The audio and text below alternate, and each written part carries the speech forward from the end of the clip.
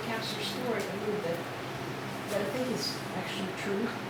At some point, all of a sudden, when I'm like a grown-up and I'm at my grandparents at the other end of the island or whatever, and I get a call from Steve Skeezers that he's got something for us. And it is a bench from the old mission church that was across from where, it's hard to describe where it is, but it's sort of across from the golf course now. But it was there. My parents were married there in the 1937. And they had this bench with, you know, the dates and whatever. And so he gave us the bench. Wow. And it's like, you know, And you still have it? so, yeah, I mean, it's just like, you know, you just are fighting everybody to make sure you don't leave something, don't leave your chewing gum. Oh, right. I wanted to mention something about, you can see the candelabra here. And as I understand it, when Leo and Bella furnished their villa, St. Croix, they had art students sort of antique things, you know, make them look old. And then I think some of them are here, and I think that's candelabra. I imagine he's came from there. And yes, they had a lot of things that they. And you see kind of a lot of handcrafted So, furniture.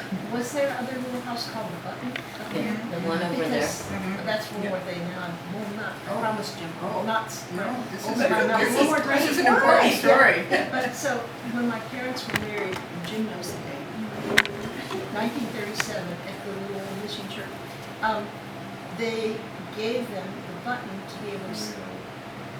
The young dog gave them the button to stay for their honeymoon. And they thought it was really, really special. And so I always thought, I just worshiped the building and it was so cool to get to see it and stuff. Yeah, that's a neat story, yeah. And Bella, after Leo died, and Bella sold the stuff, she stayed in the Button. So when I was the site director and I had to go up and meet and give her some reports, Right. we would meet up in the Button. I've heard from a bunch of people that knew Leo that they said, you know, I have no reason to really be sure of this or believe it, but I just always felt like from Leo's contacts and some of his history and European theater and all, that he was an American spy. You know, I was doing some research because I had that same sort of feeling. And in one of the papers I found, when I was looking at that, and I gave some information, I'm so sorry, I thought I said the war, but you had World War II, but it was World War I, that he was over there. And in the paper that I read, he was sent over after the armistice was signed. And he worked in Europe helping to develop libraries for the Carnegie Foundation over there. And then he did that, but he came back, this article said he came back and said, they don't need libraries, they need hospitals. And that became his, it was an article in the Simcoe Pioneer Press. And they said they need hospitals over there, not before they can do that. So he started advocating for them to take care of the hospitals over there. But at one point, it was saying something that he did, and it said he worked for Herbert Hoover was mentioned as, and that sort of, and he was in Serbia and Yugoslavia, and you know, it made you think perhaps, but that was, I had heard that too. But Herbert Hoover was in charge of the recovery effort in Europe, so it wouldn't make him a spy. Okay. I mean, it would make him building hospitals. Hospitals and, Yeah. yeah, But maybe it was, I don't know. he needs better disguise. We're the same. Mine in a red shirt. And in the winter, he had a suit too. It was a plaid suit. It was kind of tan tweed suit with the yellow tie. Oh, I But he didn't wore see. the same closed every day in St. Paul too. It was just a winter. Oh, I didn't realize Makes that, it easy. because I hadn't seen him. He wasn't wearing that when I saw him, so. Yeah, so I was going to mention some of the artifacts, and I did make a list of things that I wanted to talk about. I wanted to show you this.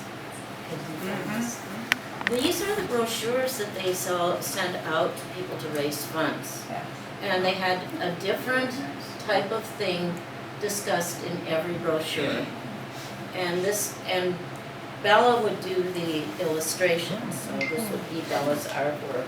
And there's my thing that you watch out so you don't bump your head, mail bag on it. And it's all about, this one is all about delivering the mail. So they talked about that. They had something on, they had a wonderful one on the sandstone, the quarries, and there's a lot of information in that little one. And then they had that great big huge sand flint, which has gone down into the ground. I'm really surprised how far it's sunken. But this is, they have Mrs. Lathrop's post office store thing there. And that's that building downtown Jim Burmeister rehabbed. And he'd come and look at the picture and go back and work on his house, and we stored it that way. So, and I did want to show that Bella's, besides that, she did the postcards. These were linoleum block prints that she did. This one is the beaver, and the reason I really like this one is because Leo told me this was the first artifact they got donated for the museum. It was a stuffed beaver. It's up above in that corner over there by the news. And it's a beaver, and underneath it says the little beaver that started it all. And this is supposed to be a double entendre because the little beaver, the beaver fur was the reason for the fur trade up here because of the beaver fur hats. That was the driving force. And even in most of the companies, the exchange rate was in beaver skin credits. Different furs were rated in terms of beaver skin credits. That's how important the beaver fur was. So they had that stuffed beaver was one of the first things they got, and it really does say the little beaver that started it all, because it really started the museum collection as well as that. So that was their little joke. So they had the linoleum block prints were all we sold. We sold Ham Ross's little pamphlet on the Apostle Islands, and we sold his book, The Point Village Outpost, and we sold Bella's cards. And that's it. And I did want to tell you, she was such an artist. We would get, she wanted this to be so dark a green that it almost looked black. And sometimes it would go to the printer, and it would come back and it'd be a light green. Oh, and she complained. She said, you know, it's supposed to be the darkest green you can get. She was that fastidious about it. And I'm glad this one has that darker color on it. I wanted to say that the beaver was one of the first things that they had. And then I told you about the fish and the foam. So I guess I did cover everything in the course of talking about it. Oh yeah, the still. There was the still in the back room. And Leo said they didn't have it in the museum, and they came to open the door one day and found it sitting out on the front steps. Somebody donated it? Dropped it off, yeah. Yes. But Leo Pat told me, oh, everybody knows who that was. It came through Al Galazen. He used to like to make blackberry brandy. So. Did Al Galazen also have a uniform? No, he didn't. He worked. Oh, Al Galazen, I meant to tell you, this was the thing that happened. Al Galazen and Billy Gordon used to work for the state park. And when they got older, they told them they had to retire.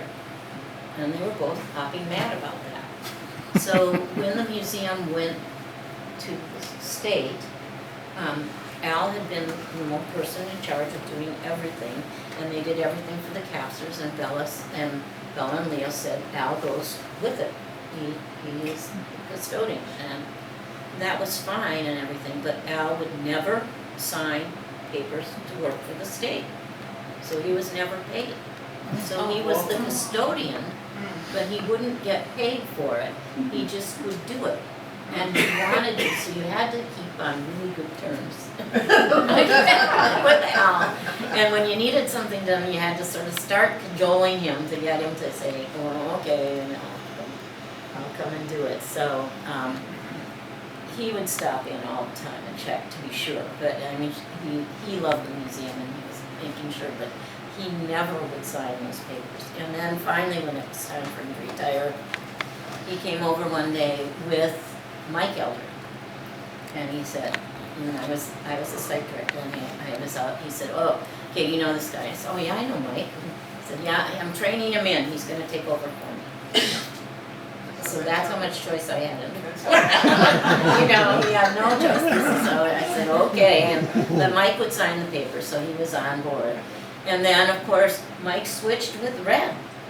So that took place, and I had no say in that, so Red was my custodian, and so that's the way that went.